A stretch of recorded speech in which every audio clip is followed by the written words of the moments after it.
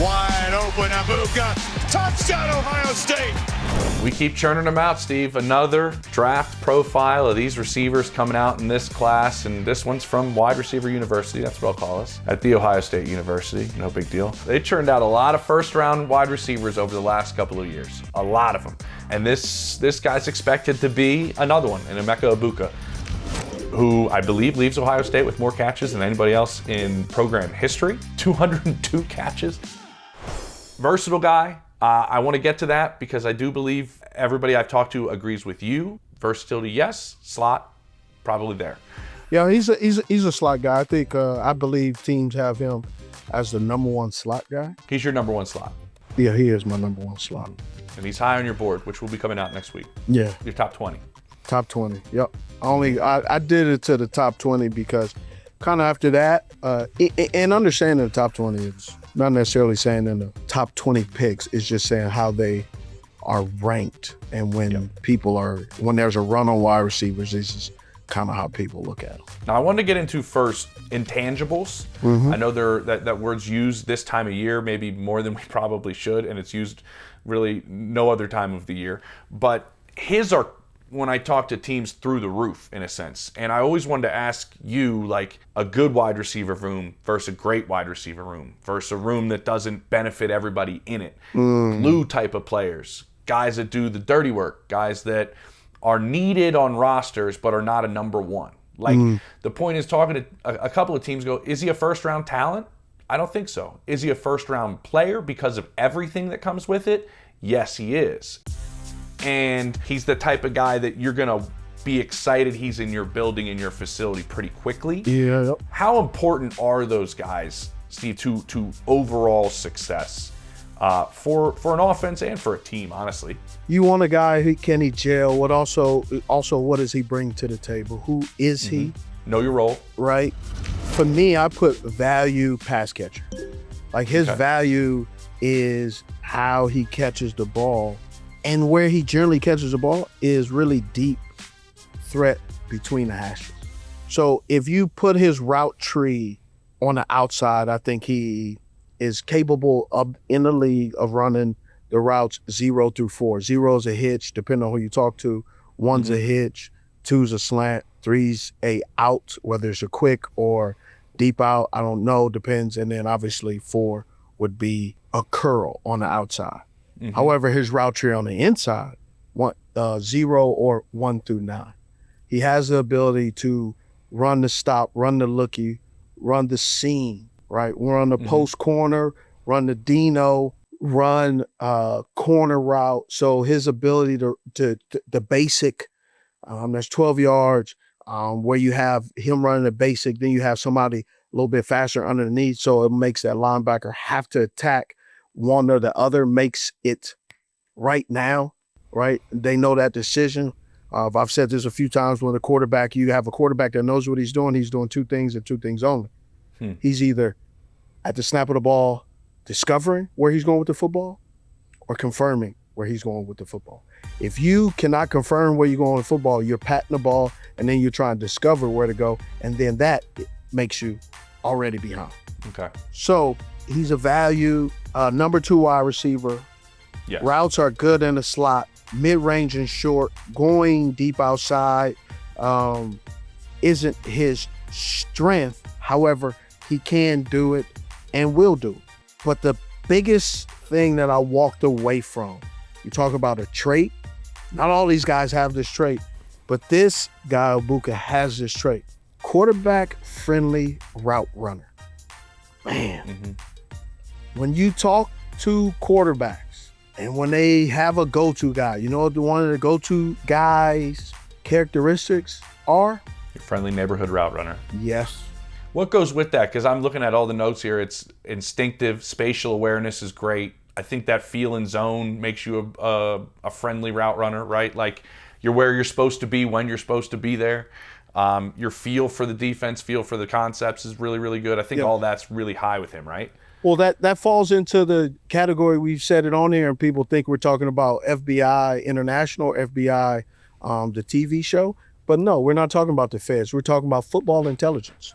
And so understanding on his football intelligence that he knows where to field, but also he knows where the ball should be going, where the ball should not be going, and understanding how the defense is being played. So knowing his role, knowing what the defense is doing, and then also too, knowing what his quarterback is looking for and his offensive coordinator and his wide receivers coach. And so that's where, to be quarterback friendly route runner, you really have to study the playbook and be willing to sacrifice your personal goals to have a better outcome on the team goals, which is why a lot of people said they will not have won this championship if he was not on this squad. And if you go back, he's playing in the Rose Bowl and some of the big name guys aren't playing in there, went off. You look at when they needed a big play, and at times when the new kid came to Ohio State, who's the prospect, he's not eligible till 2026, but he's a generational talent.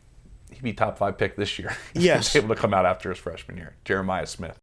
Egbuka is one of those guys, man, it's not a safe pick. He's a pick that you know exactly what you're getting. He's old faithful.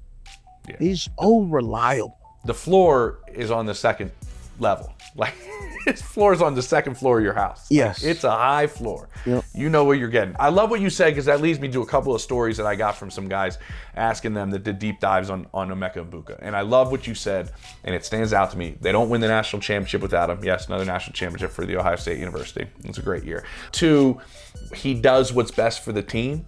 It was funny. One evaluator, Steve, said to me, look what he did in the bowl game in 2023. Remember, he went berserk, right? Zillion yards. They're like, he looked like a better receiver in 23 than he did 24. It was hurt in 24. I'm trying to figure out why I saw more in 23 than 24. I'm talking to another evaluator, goes, dude, he sacrificed certain things when Jeremiah Smith came to make the offense better. Yeah, he maybe didn't pop like he did a little bit more in 23 because he was filling different roles, doing different things that offense needed, because that's the type of player he is and that's the type of guy he works. He said, also, I know Jeremiah Smith's a freak show. I know he can do all sorts of different things. Go back and watch every third down at Ohio State.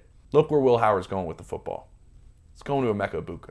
Like, that was the third down. That's the friendly receiver that you're talking about. That's the guy that a quarterback wants to look his way in key moments. And that jumped out to a couple of guys going, you might think there was a little bit of a difference, but there was a difference in his role and how he was used, and you still saw that he was trusted and relied on. One guy I talked to said, we were planning to meet with him at the Combine, and we had a meeting with Will Howard first. And I just said, Will, you were on a national championship team, tons of talent, guys on both sides of the ball. You're going to a franchise in the NFL to regroup that franchise and rebuild that franchise from scratch. Who are you bringing with you from the team? This episode of 89 is brought to you by BetterHelp.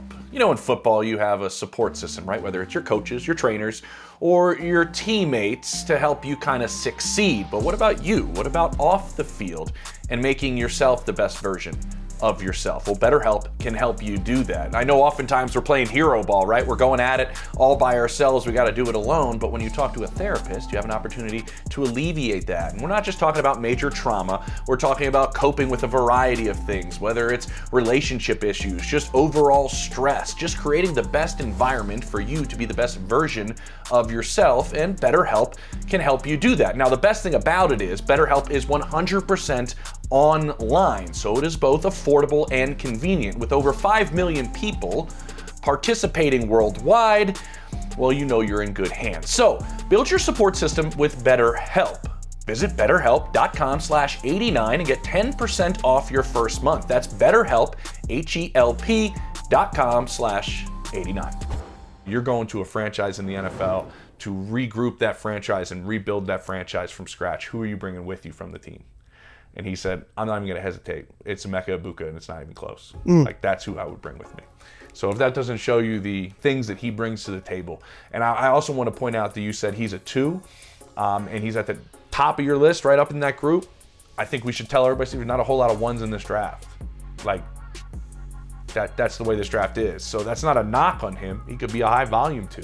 But he's going to play in this league, I think, for a long time. That's kind of the vibe by a lot of people. Based off of Egbuka's film and based off last year, I would put Egbuka in this. I would put him in the slot with Ricky Pearsall, and he goes before Ricky, and he goes to the 49ers. That's the ability that I see that he has, the upside and the value that a lot of teams value. You know, this is this process, and this is the way this works, and not everybody loves everybody. And so, and especially with this draft, that's the case.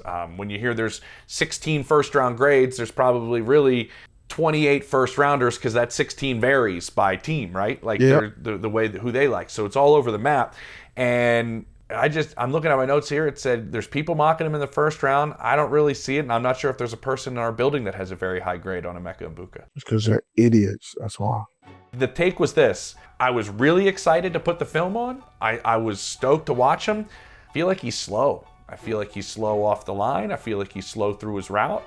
I know some people thought he'd run fast. He didn't run as fast as some people thought. But that tells me that's a team that's hungry about they're hungry about speed. They only look at speed, height. They have their prejudice on what they believe a wide receiver should look like. I can't, without you telling me, that team is probably a very sorry team right now. Okay. What about this note of I don't see him beating guys one-on-one in the slot and winning. Do you see? Well, that's the problem. That tells me something right there.